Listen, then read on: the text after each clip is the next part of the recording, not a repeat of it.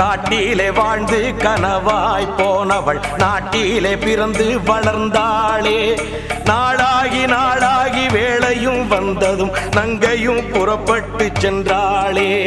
வீட்டுக்குள் விரதம் கொண்டு கிடந்தவள் பீறு கொண்டெழுந்து நின்றாளே.